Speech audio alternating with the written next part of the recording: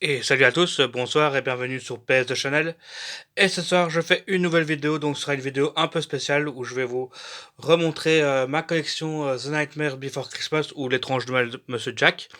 Parce que la dernière fois, je vous avais déjà fait une vidéo là-dessus, je sais, hein, mais c'est parce que je vous avais pas montré tout le packaging et tout, donc c'est dans la même optique que mes vidéos de la PS2 Jap où j'ai montré tous les packaging, ben, je vais faire exactement pareil pour cette version-là.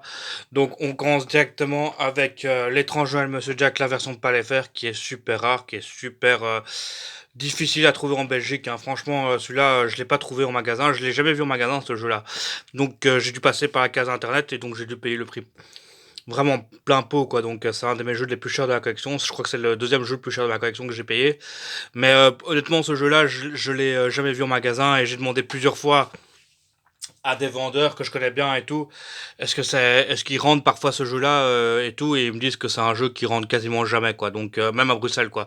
Donc c'est un jeu qui n'est pas commun du tout. Et il existe aussi une version Xbox de ce jeu-là qui apparemment est aussi très très dur à trouver sur la première Xbox. Donc il existe aussi sur Xbox, hein. Donc voilà, donc une des PS très très dures à trouver dans la PS2, hein, vraiment clairement. Donc on continue avec une autre version du Nightmare Before Christmas, hein. Donc ça c'est la version japonaise, hein. Donc c'est exactement la même que celle-là, avec une cover différente qui est plus jolie, on va dire. Enfin, je sais pas, hein. En fait, pour ces deux versions-là, il existe la même cover et tout en anglais, où je trouve qu'à la place de l'étrange de Monsieur Jack, vous aurez écrit Oogie Revenge pour la revanche d'Oogie, et vous aurez Nightmare Before Christmas avec exactement la même cover pour la version pas le cas. Et celle-là, pour la version américaine, vous aurez exactement la même cover avec le même titre et tout, sauf que vous aurez pas ce truc là en dessous qui est Counter-Attack en fait, hein. Non, qui est l'étrange la revanche d'Ogi, mais vous l'aurez en anglais en fait, hein. Donc c'est deux covers qui existent dans d'autres régions aussi. Et il y a juste là où c'est une exclue Jap, où celle-là c'est la version la plus augmentée de The Nightmare Before Christmas. Donc on va commencer par les packaging, hein. Donc on va commencer par la version pâle, à voir à quoi elle ressemble. Donc voilà, je vais ouvrir mes Crystal Box. Donc c'est pas facile à ouvrir, c'est bien fermé, on va dire.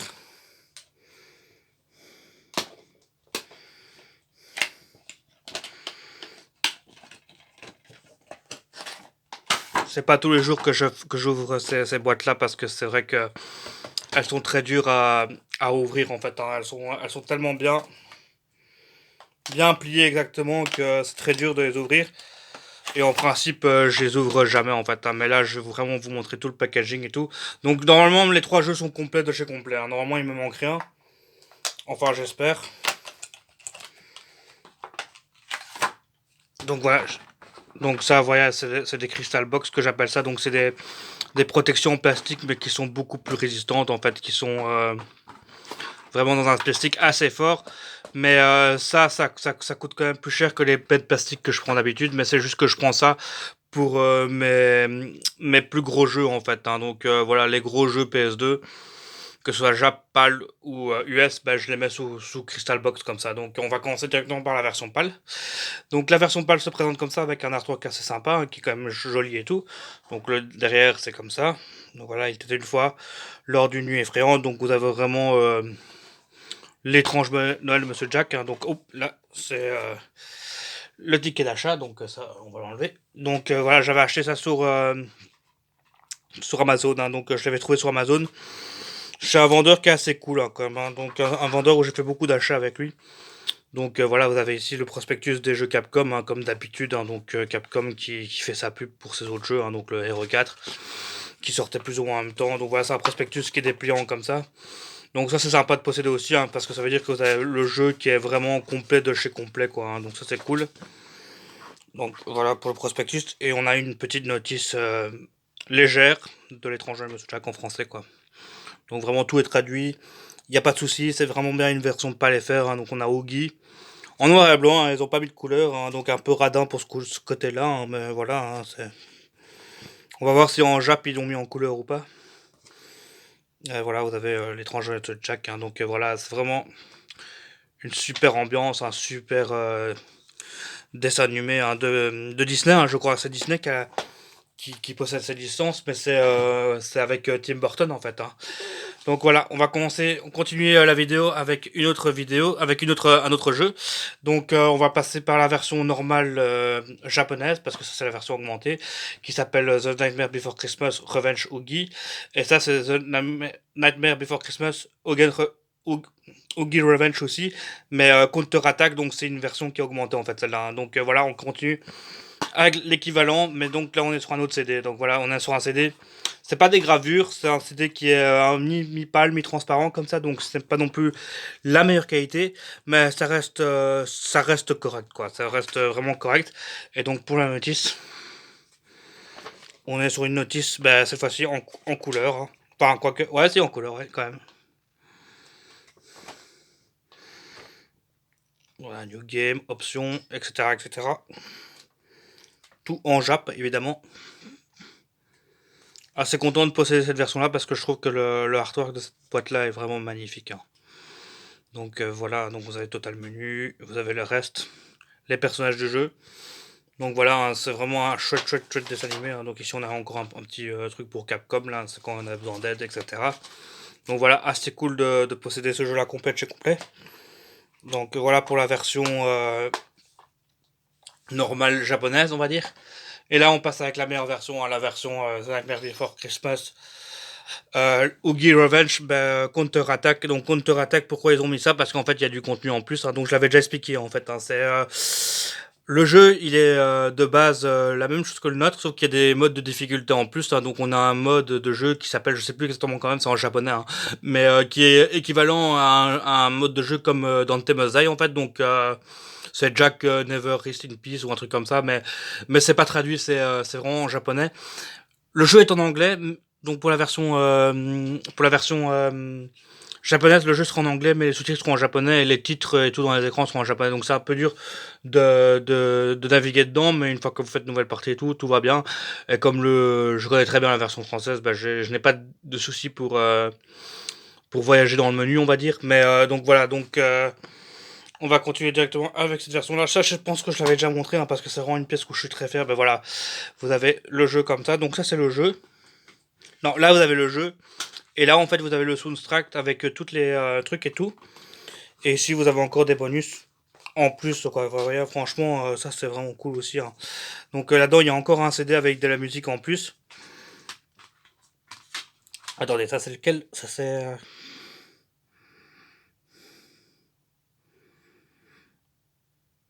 Ici, vous avez des musiques avec des bonus vidéo où ils expliquent comment faire comment ils ont développé le jeu.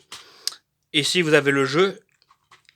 Et dans ce petit packaging ici, vous avez encore les musiques, mais en CD en fait. Donc pour mettre sur une chaîne hi ou sur votre radio ou n'importe quoi, mais, ou votre appareil dans la voiture quoi.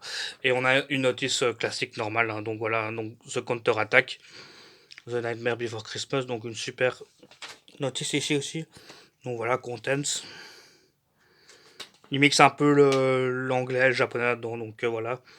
C'est pas une version internationale, hein. Le jeu est d'office en anglais quand vous le prenez dans les autres régions, hein. Il y a vraiment que la version PALFR qui est cotée, qui est en français. Le jeu sinon sera en anglais, hein. Donc voilà, on est sur de la couleur. On est sur une belle notice aussi. Une notice qui est assez différente par rapport à l'autre d'ailleurs, hein. Donc ils ont vraiment fait un travail en plus dessus, donc qui est vraiment super sympa. Voilà, on a des petits artworks ici, hein. Voilà les personnages du jeu comme d'habitude, hein. Donc ça c'est exactement la même chose qu'on a vu tantôt. Donc voilà. Ici on a Oogie encore, hein. Donc voilà, le jeu il est vraiment super sympa. C'est vraiment un jeu qui s'apparente à un Devil May Cry, mais en moins exigeant, on va dire, hein. C'est quand même beaucoup plus simple. Mais ça y ressemble vraiment parce que c'est les mêmes développeurs que Devil May Cry en fait. Donc on a ici les trois. Donc voilà. Donc voilà, à vous de me dire, hein, laquelle version, laquelle cover vous préférez. Moi j'ai quand même une préférence pour cette cover là. Parce que j'aime bien où il y a les trois jacks différents, il y a le Oogie dans la lune comme ça. Celle-là j'aime aussi, je trouve qu'elle est quand même sympa en palais fer. Je trouve qu'elle claque bien, elle est assez originale, on va dire. Et il existe exactement le même jeu sur Xbox que j'aimerais bien trouver aussi, mais qui est très très dur à trouver sur la première Xbox, hein. Mais vraiment, déjà sur PS2, c'est une tannée, mais alors sur la première Xbox, je crois que c'est encore pire, hein, parce que ce jeu-là, vous pouvez le trouver dans les 150-200 euros, mais je crois que sur Xbox c'est beaucoup plus cher, hein, il me semble, hein. Parce que je l'ai déjà target sur Xbox plusieurs fois parce que j'avais vraiment envie d'essayer la version Xbox pour voir comment elle est. Mais je l'avais vu une fois ou deux, mais il était vraiment vendu trop trop cher, quoi. Donc j'ai dit laisse tomber, quoi.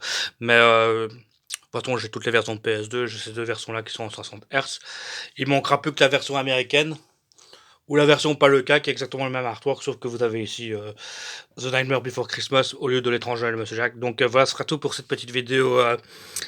L'étrange Noël de Monsieur Jack ou The Nightmare Before Christmas. Donc j'espère que cette vidéo vous aura plu.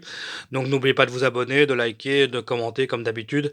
Et dites-moi, faites-moi savoir quelle est votre version préférée. Je serais vraiment curieux de savoir et je vous dis à la prochaine et je vous souhaite une bonne soirée et un bon week-end et tout et que tout se passe bien pour vous, hein.